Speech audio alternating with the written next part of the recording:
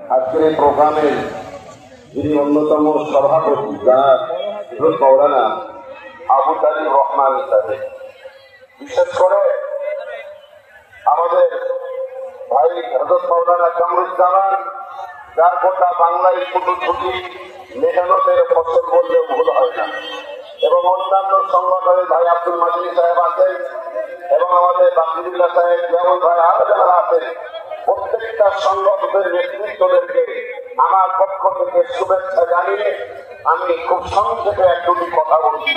ভাই আপনারা জানেন যে বিজেপি সরকার গোটা ভারতবর্ষের মাটিতে একটা বিশৃঙ্খলতা তৈরি করবার চেষ্টা করছে।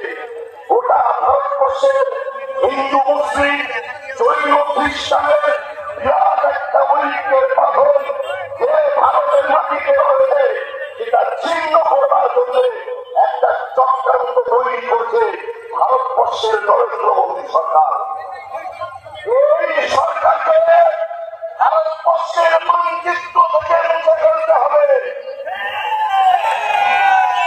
আমরা ভাবছি এদের বিরাট শক্তি, এই সরকারটার বিরাট শক্তি, কিন্তু মনে রাখবেন এই ভারতবর্ষের মাটিতে ব্রিটিশ শাসকরা 200 বছর রাজত্ব করেছিল।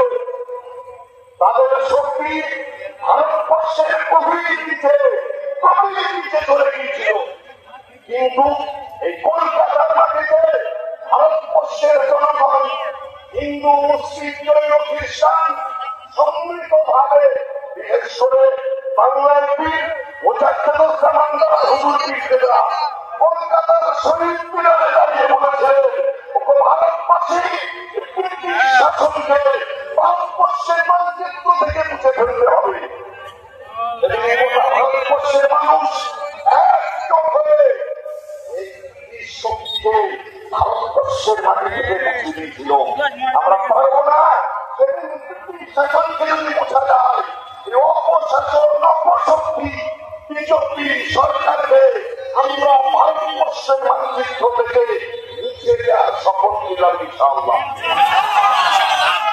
তাহলে এর মূল দায়িত্ব গোটা ভারতবাসীকে একজোট হতে হবে।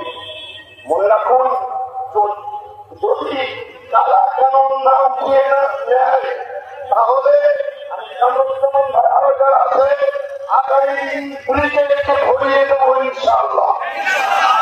এতটুকু বলে সবাইকে অভিনন্দন জানিয়ে আমার বক্তব্য শেষ করছি।